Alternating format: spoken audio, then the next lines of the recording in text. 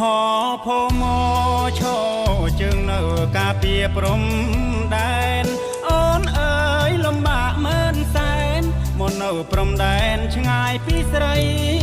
ថ្លៃការពាររក្សាទឹកដីខេមរាសពថ្ងៃគេងតែអង្រឹងហូបបាយលើដីលំបាកក្នុងព្រៃស៊ូអត់ធន់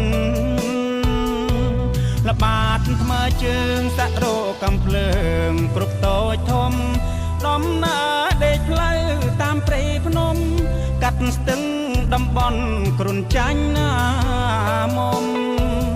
សពសក្តាសេរពឹងមានគ្រប់ទីទឹងឃើញជាប្រចាំមានទាំងគ្រប់មានកបរាប់ឆ្នាំហានិភ័យជុំវិញទីហ៊ានព្រំដែន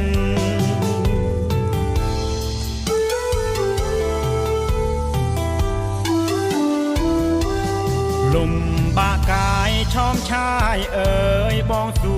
បានឯចិត្តគួចនឹកអាណិតកល្យានបំភ្លេចមិនបានទ្រូងចំបែងនឹកអើយសែននឹកយប់ថ្ងៃល្ងាចព្រឹកនឹកក្រៃលែងទញ្ចឹងមើលភ្នំបែកផ្សែងកូនដោយកូនដាច់រែងនឹកនួនល្អបងបនស្រន់ម្ចាស់ព្រីតំបន់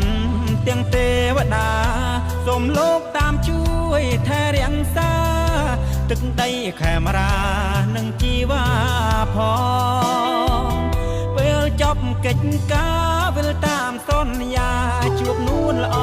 ងយកពើមកនៅជុំស្នេហ៍ស្នងរួមរស់នឹងប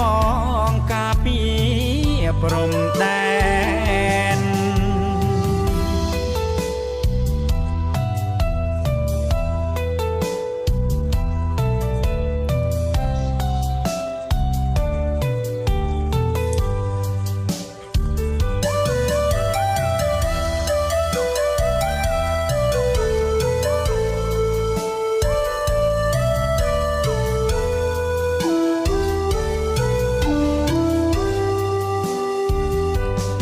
លំបាកកាយឆោមឆាយអើយបងស៊ូ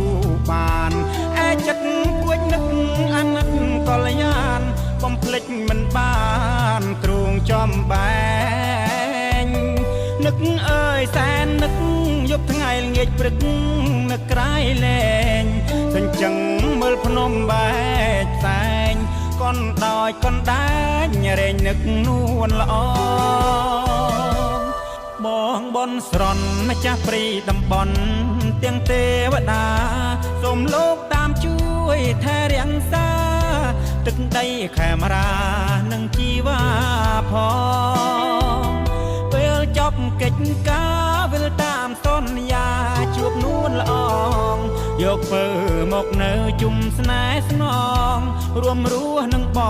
ងការពារព្រំដែន